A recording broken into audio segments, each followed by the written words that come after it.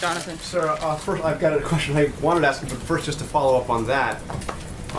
It seems like everybody that you mentioned has been a political critic of the president. Is he going after his political opponents with this? No, if there were others that weren't, that we deemed necessary, we would certainly take a look and review those as well. Okay, I want to ask you about something the president's attorney said. Rudy Giuliani said of the special counsel Robert Mueller needs to write the damn report so we can see it and rebut it. And he said if it's not written within the next 2 or 3 weeks, quote, we will just unload on him like a ton of bricks. Is the president okay with his attorney threatening the special counsel in this way? Certainly, we've made clear we'd like to see this wrap up. For questions specific about comments by Mr. Giuliani, I'd refer you back to him. Was that authorized by the president? Once again, for questions specific about the investigation, particularly comments from Rudy Giuliani, I'd refer you back to him to address those.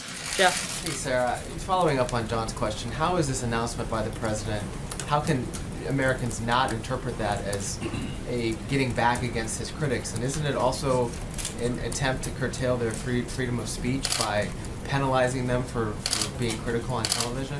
Not at all. The president has a constitutional responsibility to protect classified information and who has access to it. And that's what he's doing, is fulfilling that responsibility in this action.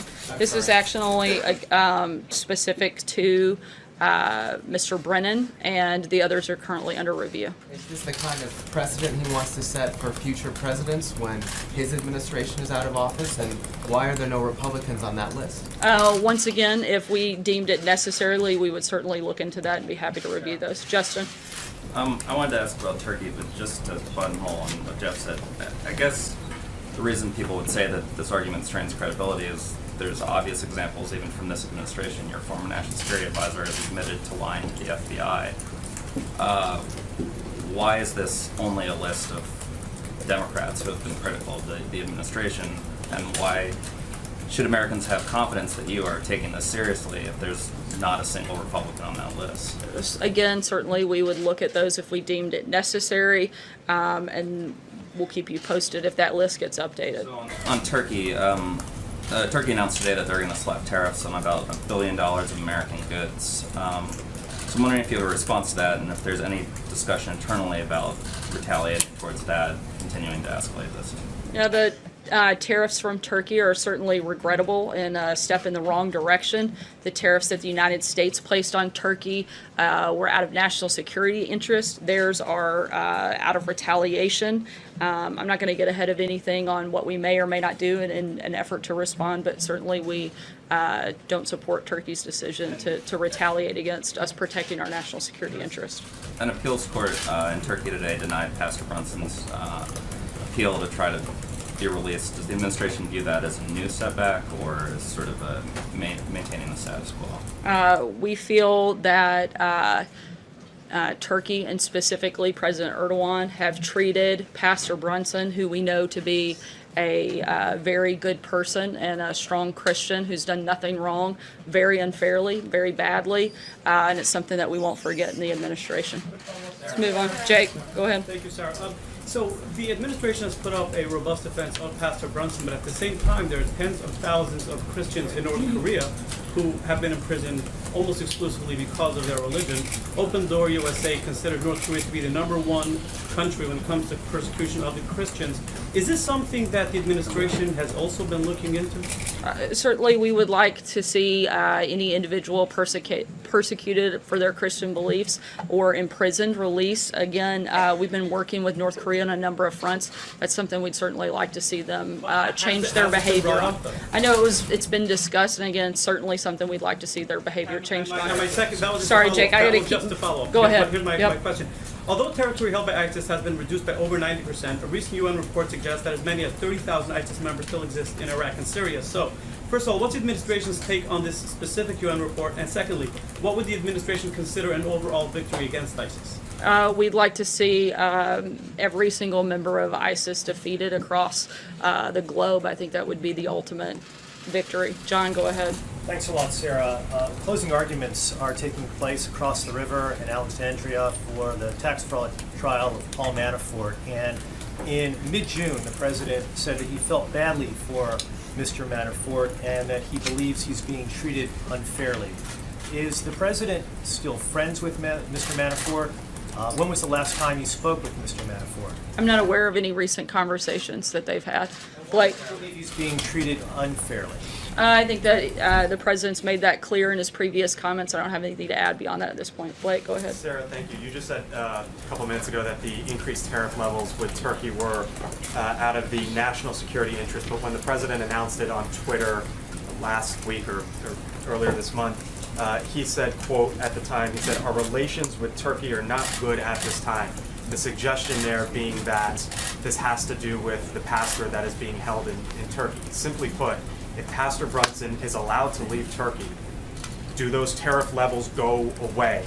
Is that kind of the deal that could be in place? No, Is that a deal that could be on the table? the tariffs that are in place on steel would not be removed with the release of Pastor Brunson. The tariffs are specific to national security. The sanctions, however, that have been placed on Turkey are specific to Pastor Brunson and others that we feel are being held unfairly, and we would consider that at that point. What, in the interest of national security, what's changed over the last month or so with Turkey that you're justifying national security? Again, the president's been clear about the steel and aluminum industries, steel particularly in this case, that those are industries that must be protected. We must have the ability to reach certain levels of manufacturing of those products here in the United States for the purposes of national security. John? Thank you, Sarah. I was going to ask about Turkey, but based on your opening statement, I have to point out that the attorneys for former Director Comey and former Deputy Director McCabe say that their passes were automatically demagnetized the day that they were separated from their offices. Two others, Mr. Clapper and General Hayden, have said they do not use the pass at all. And also, it's my understanding from an historical standpoint, this would be the first time the president himself removed the passes from anybody, that has normally been done by agency heads or immediate superiors to people. Have you considered all these things in the process you say you're going to prove? Again, the other individuals, those are being reviewed, and that determination will be made at a later date. Those that have already been revoked, it would be for the purpose of reviewing whether or not they should be reinstated or not. Major.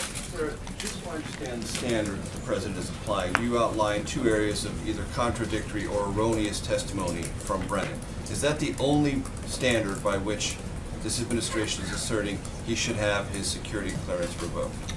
Again, I laid out the reasons in the opening statement specific to Director Brennan. Right. The others are currently under review. Don't have any specifics on this at this point. Is that the standard? If you give erroneous testimony, you say something you have to correct at a certain date in the future. If you work for this administration, for example, does that mean you could lose your security clearance? My understanding is this is being looked at on a case-by-case basis, which is why each individual is being reviewed and determination made at that Does point. this administration have any reason to believe or evidence to suggest Brennan has misused classified information or monetized his access to it, as was alleged earlier by this administration? Again, I've laid out the reasons for the decision that was made on this specific instance. We'll continue to review the other actions. Andrew? Could we assume by the absence of you not saying those things, you didn't find any evidence of that? No, I wouldn't make any assumptions. I'm telling you what the decision was based off on in this case. Andrew? Thank you very much. I wanted to follow up on the question yesterday about Afghanistan.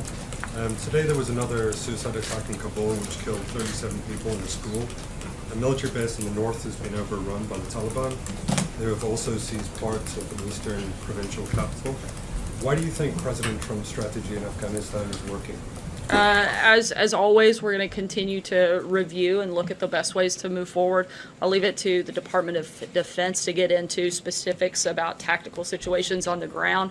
What I can tell you is that we're committed to finding a political solution to end the conflict in Afghanistan. We're exploring all avenues for dialogue and close coordination with the Afghan government. We're going to continue to do that. If we have announcements or changes in the policy, we'll certainly let you know. Peter? Follow up on the Turkey question, if I may. Have you guys assessed whether the liquidity situation in Turkey's financial sector is a risk in light of the fall of the lira. It's fallen like a quarter in the last 3 or 4 days. Certainly, we're monitoring the situation with respect to the Turkish economy and the decline of the lira, but Turkey's economic problems, those are part of a long-term trend, something of its own making and not the result of any actions the United States has taken. Sarah. Thank you, Sarah. One of the individuals that you listed on that list of clearance that is under review is Bruce Ord. He's a current employee of the Department of Justice. So instead of putting him under the review, does the president believe he should be fired? I don't have any personnel announcements on that front. I can only speak to this specific case. Why just put a security clearance under review, which would render him unable to do his job and not just fire him? Once again, I don't have any personnel announcements on that front. I can just tell you we're looking into that specific matter. Peter, sorry, I called on you earlier. Thank you, Sarah. If people who criticize the president publicly on TV or public in their criticisms, are they at greater risk of losing their security clearances than people who stay silent? Once again, this is looked at on a case-by-case basis, and we'll do an individual review and make that determination. Kevin? Thank you, Sarah. A question about the return of lawmakers on Capitol Hill, and then a follow-up very quickly. Now that they're back, can you sort of lay out the White House strategy for moving forward with this agenda? We've talked about wall funding. Obviously, a lot of people are very curious about the Kavanaugh nomination moving forward, DACA and other issues. Is there a strategy in place to begin to work with lawmakers now that they're back? Certainly, we have continued ongoing conversations on a number of fronts with lawmakers, even while they were not here in Washington. We are happy that the hearing dates have been set for Justice Kavanaugh, and we look forward to seeing him get confirmed. Catherine?